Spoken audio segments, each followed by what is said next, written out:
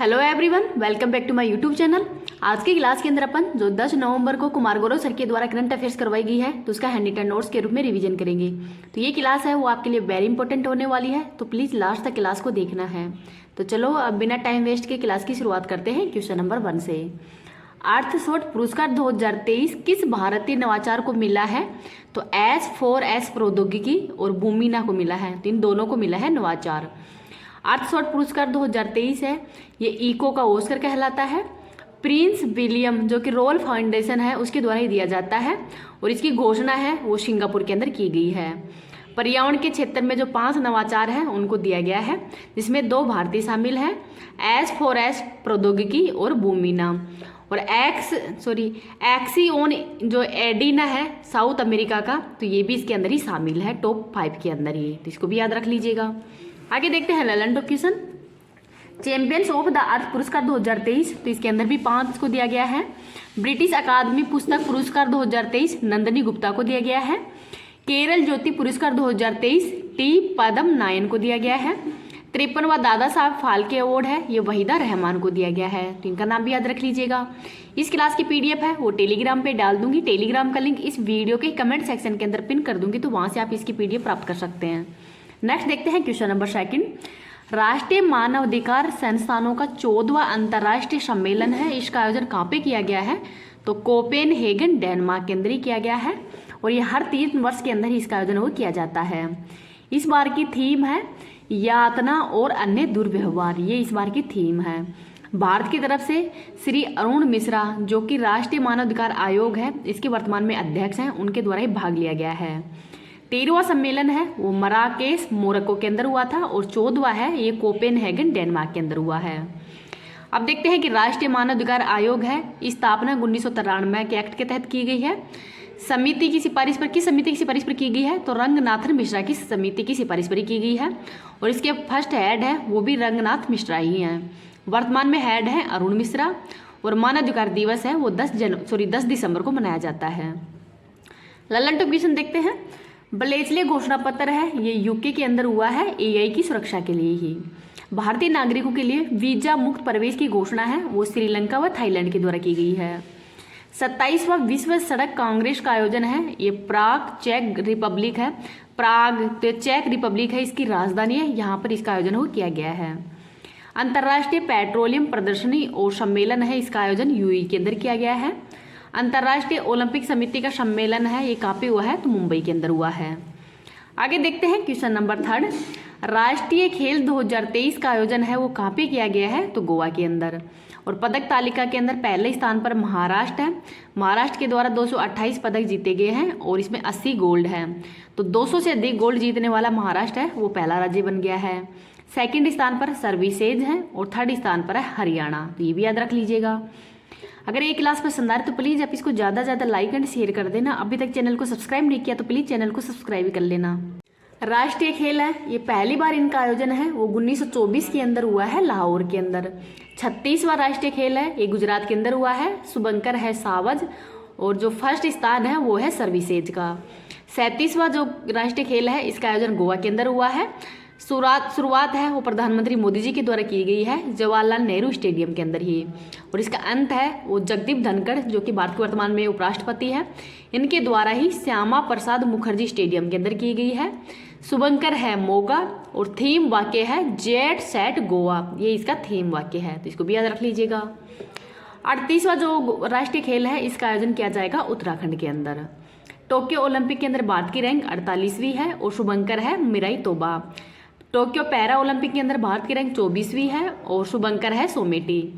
Commonwealth games के अंदर भारत की रैंक 4th है और शुभंकर है peri the bull. Asian games के अंदर भारत की रैंक 4th है और शुभंकर है chain Kong Lian. Asian para games के अंदर भारत की रैंक 5वीं है और शुभंकर है फेई फ्री, ये इसका शुभंकर है। ललन टॉप क्वेश्चन देखते हैं। टोक्यो ओलंपिक के अंदर ही हॉकी में भारत ने कौन सा मेडल जीता है? तो ब्रॉन्ज मेडल। एशियन गेम्स 2022 के समापन कार्यक्रम के ध्वजवाहक कौन है? तो PR श्रीजेश है, ये हॉकी के गोलकीपर है। एशियन गेम्स 2022 के अंदर ही भारतीय हॉकी टीम का कौन सा पदक जीता है? तो गोल्ड। इंटरकॉन्टिनेंटल कप के उप विजेता कौन है? तो लेबनान है और विजेता कौन है? तो ये भारत है। आगे देख लेते हैं question number 4। QS Asia university ranking 2024 के अंदर ही शीर्ष स्थान किसका है? तो पेकिंग यूनिवर्सिटी चाइना की है। 856 टोटल विश्वविद्यालय है, जिसमें भारत के 148 विश्वविद्यालय है वो है। टॉप 50 के अंदर भारत के 2 ही विश्वविद्यालय हैं। पहले पे है IIT बॉम्बे और सेकंड पे है IIT दिल्ली। टॉप 100 के अंदर भारत के 7 यूनिवर्सिटी हैं। अब ललन टॉप क्वेश्चन देखते हैं। एडेल गिव हुरिन इंडिया परोपकार सूची 2023 के अंदर शीर्ष स्थान किसका है? तो शिवनादर का है। Knight Frank prime global cities index Q3 के अंदर ही शीर्ष स्थान किसका है? तो मनीला फिलीपींस का है। ओकला स्पीड टेस्ट ग्लोबल इंडेक्स के अंदर भारत की रैंक 47वीं है।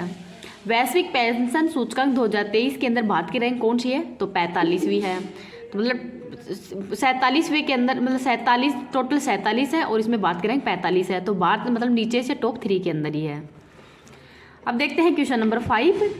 ओलंपस AI मॉडल है, ये किसके द्वारा प्रारंभ किया गया है? तो अमेजोन के द्वारा। ये अमेजोन द्वारा ही प्रारंभ किया गया है। AI आधारित भाषा मॉडल है और ये GPT जो 4 है उसको टक्कर देने के लिए ही लॉन्च किया गया है। तो जो GPT 4 है ये किसने लॉन्च किया है? तो OpenAI के द्वारा, और OpenAI के द्वारा ही ChatGPT है वो भी लॉन्च किया गया है। तो इसको भी याद रख लीजिएगा। ललन टॉप क्वेश्चन देखते हैं। IBM और AWS की इनोवेशन लैब है कहाँ पे स्थापित की गई है? तो बेंगलुरु के अंदर। राष्ट्रीय औषधि शिक्षा और अनुसंधान संस्थान है जो नाइपर है, इसका उद्घाटन कहाँ पे किया गया है? तो गांधीनगर गुजरात के अंदर।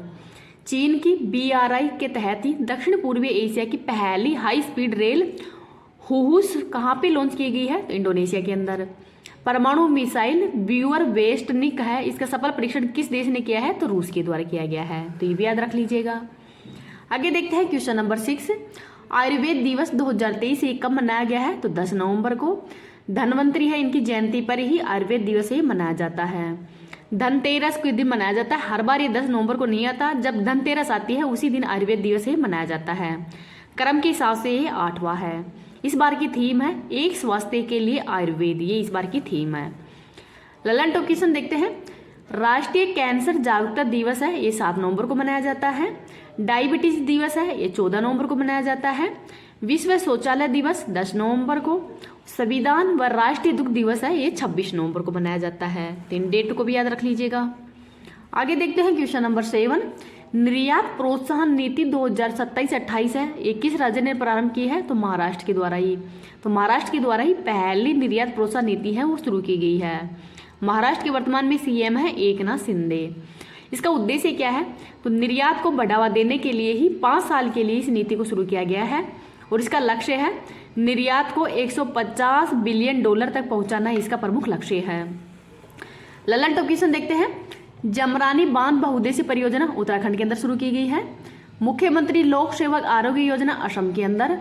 युवा मितान परिवहन योजना छत्तीसगढ़ के अंदर। लावणी नृत्य महाराष्ट्र में। वंदन योजना तो उत्तर प्रदेश सरकार के द्वारा ही ऐतिहासिक धार्मिक स्थलों के विकास के लिए ही इसको शुरू किया गया है। क्वेश्चन नंबर 8 देखते हैं। पहली इंडस एक्स निवेशक बैठक का आयोजन कहाँ पे किया गया है? तो नई दिल्ली के अंदर ही। तो भारतीय USA के मध्य पहली बैठक का आयोजन किया गया है और इसका उद्देश्य क्या है? तो रक्षा क्षेत्र को गति प्रदान करना ही इसका प्रमुख उद्देश्य है। आगे देखते हैं कि पहली बार 2+2 वार जो डायलॉग वार्ता है ये कहाँ मतलब किस देश के साथ हुई है? तो ब्रिटेन के साथ में। 5वीं 2+2 डायलॉग वार्ता है ये हाल में भारत और USA के मध्य हुई है और इसका आयोजन नई दिल्ली के अंदर किया गया है। रक्षा व विदेश मंत्रियों के मध्य ही इस बैठक का आयोजन किया गया था। तो वर्तमान में भारत के रक्षा मंत्री कौन है? तो राजनाथ सिंह है और विदेश मंत्री कौन है? तो S जयशंकर है। तो इनके द्वारा इसमें भाग लिया गया है। ललन टॉप क्वेश्चन देखते हैं। 4th G20 वित्त मंत्रियों व सेंट्रल बैंक के गवर्नेंस की बैठक है ये कहाँ पे हुई है? तो मोरक्को के अंदर। ग्लोबल मैरीटाइम इंडिया शिखर सम्मेलन 2023 का जो 3rd संस्करण है ये कहाँ पे हुआ है? तो मुंबई के अंदर। विश्व स्वास्थ्य शिखर सम्मेलन 2023 का आयोजन बर्लिन जर्मनी के अंदर हुआ है। विश्व का सबसे बड़ा कपड़ा सम्मेलन भारत टैक्स 2024 है ये कहाँ पे हुआ है? तो नई दिल्ली के अंदर। आगे देखते हैं क्वेश्चन नंबर 9। प्रोजेक्ट डॉल्फिन है ये कहाँ पे लॉन्च किया गया है? तो तमिलनाडु के अंदर और तमिलनाडु के वर्तमान में CM कौन है? तो स्टालिन है। प्रोजेक्ट डॉल्फिन लॉन्च करने का उद्देश्य क्या है? तो जो समुद्री पारिस्थितिकी है उसको मजबूत करना ही इसका प्रमुख उद्देश्य है। जो तमिलनाडु है यहाँ के मन्नार बायोस्फीयर रिजर्व है उसमें ही डॉल्फिन को संरक्षण करने के लिए इसको लॉन्च किया गया है। रिवर डॉल्फिन है ये बोगोटा घोषणा पत्र जो कि एशिया व साउथ अमेरिका है, इन दो देशों के मध्य ही हुआ है। मतलब एशिया महाद्वीप और जो साउथ अमेरिका है, इन दो देशों के जो मतलब महाद्वीपों के जो देश हैं वो इसके अंदर शामिल हैं। 5 अक्टूबर 2009 को ही राष्ट्रीय डॉल्फिन दिवस भी मनाया जाता है। आगे देखते हैं ललन टॉप क्वेश्चन। विश्व के नंबर 1 एक शतरंज खिलाड़ी मैग्सन कार्लसन को हराने वाले ही कार्तिकेयन मुरली भारत के किस राज्य से हैं? तमिलनाडु से। यूके ने स्मार्ट डिस्ट्रिक्ट परियोजना कहाँ लॉन्च की है? तमिलनाडु के अंदर ही। प्रोजेक्ट नीलगिरी तहार कहाँ पे प्रारंभ हुई है? तमिलनाडु में। पहला सोलर रूप साइकिलिंग ट्रैक का उद्घाटन कहाँ पे हुआ है? तो हैदराबाद के अंदर ही। आगे देखते हैं क्वेश्चन नंबर 10। राष्ट्रीय कानूनी सेवा दिवस 2023 से कब मनाया गया है? तो 9 नवंबर को ही। क्यों मनाया जाता है 9 नवंबर को? तो जो कानूनी सेवा प्राधिकरण एक्ट है 1987, जो कि 9 नवंबर 1995 को ही जो नालसा है इसकी स्थापना की गई है। नालसा की फुल फॉर्म क्या है? तो नेशनल लीगल सर्विस अथॉरिटी है। और अनुच्छेद है 39A जो कि मुक्त कानूनी सहायता से संबंधित है। इसके पदेन अध्यक्ष है वो भारत के मुख्य न्यायाधीश होते हैं और वर्तमान में भारत के 50वें मुख्य न्यायाधीश हैं जस्टिस DY चंद्रचूड़। तो ये नाम भी याद रख लीजिएगा। अब ललन टॉप क्वेश्चन देखते हैं। विश्व एड्स दिवस कब मनाया जाता है? 1 दिसंबर को। नौसेना दिवस 4 दिसंबर को। विश्व मृदा दिवस 5 दिसंबर को। विजय दिवस 16 दिसंबर को। सुशासन दिवस 25 दिसंबर को। गोवा मुक्ति दिवस ये 19 दिसंबर को। और गोवा को मुक्त कराने के लिए ही भारत के द्वारा ऑपरेशन विजय भी शुरू किया गया था। अन्नदाता दिवस 23 दिसंबर को। और राष्ट्रीय उपभोक्ता दिवस है ये 24 दिसंबर को मनाया जाता है। तो दिसंबर के महत्वपूर्ण दिवस हैं, इनको भी याद रख लीजिएगा। क्वेश्चन नंबर 11 देखते हैं। भारत व इथोपिया के संयुक्त व्यापार समिति का जो 6ठा सत्र है वो अदीस अबाबा के अंदर ही आयोजित किया गया है। तो जो भारत और इथोपिया की राजधानी कहाँ पे है? तो अदीस अबाबा है। और यहाँ पर ही जो संयुक्त व्यापार समिति का जो 6ठा सत्र है ये आयोजित किया जा रहा है। आपको कमेंट सेक्शन के अंदर ही बताना है कि अदीस अबाबा है वहाँ पर किसका मुख्यालय है, जो कि G20 के अंदर ही अभी 21वें मेंबर के रूप में भारत शामिल हुआ है। तो उसका नाम है वो आपको कमेंट सेक्शन के अंदर ही बताना है। अब अपन गायत्री मंत्र के अंदर जो सर के द्वारा महत्वपूर्ण अनुच्छेद व अनुसूचियाँ कराई गई है उनको भी देख लेते हैं। आज के गायत्री मंत्र के अंदर प्रमुख अनुसूचियाँ को देख लेते हैं। पहली अनुसूची का संबंध तो राज्यों का संघ से संबंधित है। वर्तमान में भारत के अंदर 28 राज्य व 8 केंद्र शासित प्रदेश हैं। दूसरी अनुसूची के अंदर वेतन भत्ते व पेंशन का उल्लेख है। तीसरी अनुसूची के अंदर शपथ संबंधी उल्लेख है। चौथी अनुसूची के अंदर राज्यसभा की सीटों का उल्लेख है। 5वीं अनुसूची के अंदर अनुसूचित जाति और अनुसूचित जनजातीय प्रशासन का उल्लेख किया गया है। 6ठी अनुसूची के अंदर असम, त्रिपुरा, मेघालय, मिजोरम का जो जनजातीय प्रशासन है उसका उल्लेख किया गया है। तो ये याद रख लेना कौन कौन से राज्य शामिल है। इसके अंदर मणिपुर शामिल नहीं है, असम, त्रिपुरा, मेघालय और मिजोरम शामिल है। 7वीं अनुसूची तो केंद्र राज्यों के बीच शक्तियों का बंटवारे से संबंधित है। 8वीं अनुसूची तो ये भाषाओं से संबंधित है। मतलब वर्तमान में 22 भाषाएं हैं और प्रारंभ में 14 भाषाएं थी। तो 15वीं भाषा को 21वें संविधान संशोधन के द्वारा ही सिंधी भाषा के रूप में जोड़ा गया था। 71वें संविधान संशोधन के द्वारा ही नेपाली, मणिपुरी और कोंकणी मतलब नमक तो नेपाली, मणिपुरी और कोंकणी को जोड़ा गया है। 92वें संविधान संशोधन के द्वारा ही 4 भाषाओं को जोड़ा गया था, बोडो, डोंगरी, संथाली और मैथिली। आगे देखते हैं 9वीं अनुसूची तो भूमि सुधार से संबंधित है। 10वीं अनुसूची तो दल बदल से संबंधित प्रावधान है और इसको कब जोड़ा गया था? तो इसको 52वां संविधान संशोधन 1985 को जोड़ा गया था। 11वीं अनुसूची तो इसके अंदर पंचायतों का प्रावधान है। 73वां संविधान संशोधन किया गया था और ये लागू किया गया था 24 अप्रैल 1993 के अंदर ही। इसके अंदर टोटल 29 विषय हैं। आगे देखते हैं 12वीं अनुसूची तो ये नगर निकायों का इसके अंदर प्रावधान है। इसके अंतर्गत 74वां संविधान संशोधन हुआ था और इसके अंदर टोटल विषय है 18। तो ये भी थोड़ा याद रख लेना। आगे अब जो महत्वपूर्ण अनुच्छेद हैं उनको देख लेते हैं। अनुच्छेद नंबर 1 तो राज्य व केंद्र शासित प्रदेशों के बारे में है। अनुच्छेद नंबर 5 से 11 तो इसमें नागरिकता का उल्लेख किया गया है। अनुच्छेद 14 में विधि के समक्ष समानता का उल्लेख है। अनुच्छेद 17 के अंदर अस्पृश्यता के अंत का उल्लेख है। अनुच्छेद 18 में उपाधियों का अंत का उल्लेख है। अनुच्छेद 19(1)(1) के अंतर्गत ही विचार व अभिव्यक्ति की स्वतंत्रता का उल्लेख है। अनुच्छेद नंबर 21 के अंदर प्राण एंड दैहिक स्वतंत्रता का अधिकार दिया गया है। अनुच्छेद 21(1) के अंदर शिक्षा से संबंधित है और इसको 86वां संविधान संशोधन 2002 के द्वारा ही जोड़ा गया है। अनुच्छेद 24 के अंदर शोषण के विरुद्ध। अनुच्छेद 25 में अंतःकरण की स्वतंत्रता का उल्लेख है। अनुच्छेद 32 के अंदर ही इसको संवैधानिक उपचारों का अधिकार कहा जाता है और भीमराव अंबेडकर के द्वारा ही इनको संविधान की आत्मा भी कहा है। अनुच्छेद 37 में नीति निर्देशक तत्व अपरिवर्तनीय है। अनुच्छेद 38 के तहत लोक कल्याणकारी राज्य की स्थापना। अनुच्छेद 39A में निःशुल्क विधिक सहायता। अनुच्छेद 40 के अंतर्गत ही ग्राम पंचायतों के गठन का उल्लेख किया गया है। तो वेरी वेरी इंपॉर्टेंट अनुच्छेद है, इनको याद रख लेना। अनुच्छेद नंबर 44 में समान नागरिक संहिता का उल्लेख है और अभी तक समान नागरिक संहिता लागू करने वाला एकमात्र राज्य है गोवा। अनुच्छेद 47 पोषण से संबंधित। 50 कार्यपालिका एंड न्यायपालिका के पृथक्करण का। अनुच्छेद 51 अंतर्राष्ट्रीय शांति से संबंधित है। अनुच्छेद 51A मौलिक कर्तव्य से संबंधित है और ये मौलिक कर्तव्यों को 42वें संविधान संशोधन 1976 के अंदर जोड़ा गया था स्वर्ण सिंह समिति की सिफारिश पर ही और भाग 4(1) के अंतर्गत है।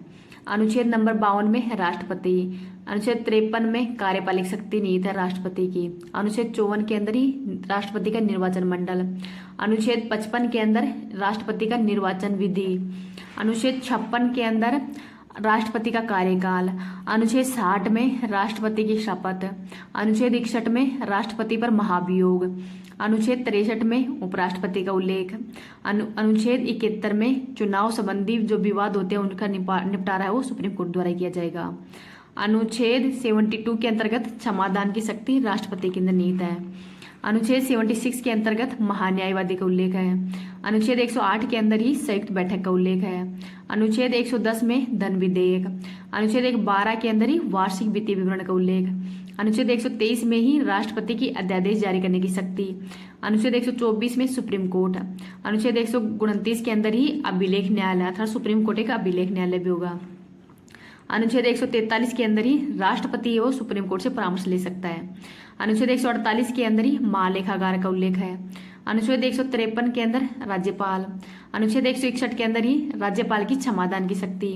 अनुच्छेद 165 के अंदर ही महाधिवक्ता का उल्लेख है और अनुच्छेद 213 के अंदर ही राज्यपाल के द्वारा जो अध्यादेश जारी किया जाता है और अनुच्छेद 214 के अंदर ही हाई कोर्ट का उल्लेख है। आगे और देखते हैं। अनुच्छेद 215 के अंदर मतलब हाई कोर्ट वो एक अभिलेख न्यायालय होगा। अनुच्छेद 243 से 243O तक स्थानीय स्वशासन मतलब जो पंचायती राज से संबंधित है। अनुच्छेद 226 के अंदर हाई कोर्ट के द्वारा जो रिट जारी की जाती है। अनुच्छेद 39A में दिल्ली संबंधी। अनुच्छेद 246A में GST। अनुच्छेद 263 अंतर्राज्य परिषद से संबंधित है। अनुच्छेद 266 संचयी निधि का उल्लेख है। अनुच्छेद 267 आकस्मिक निधि का उल्लेख है। अनुच्छेद 280 वित्त आयोग से संबंधित है। अनुच्छेद 300A संपत्ति के अधिकार से संबंधित है और अनुच्छेद 315 UPSC का।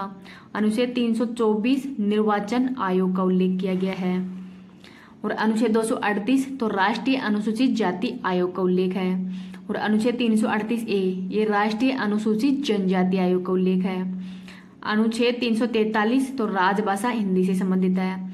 अनुच्छेद 352 तो राष्ट्रीय आपातकाल से संबंधित है और अब तक भारत के अंदर 3 बार राष्ट्रीय आपातकाल लग चुका है और ये आपातकाल है वो युद्ध, बाहरी आक्रमण व सशस्त्र विद्रोह के कारण ही लगता है। आगे देखते हैं। अनुच्छेद 356 तो राष्ट्रपति शासन का उल्लेख है। अनुच्छेद 360 तो वित्तीय आपातकाल, तो भारत के अंदर अभी तक एक बार भी वित्तीय आपातकाल है वो नहीं लागू किया गया। अनुच्छेद 368 तो संविधान के अंदर संशोधन से संबंधित है और अनुच्छेद 370 तो जम्मू कश्मीर से संबंधित है। तो जो इम्पोर्टेंट अनुच्छेद है वो अपन ने कर लिए हैं। आज की क्लास यही समाप्त होती है। Thank you.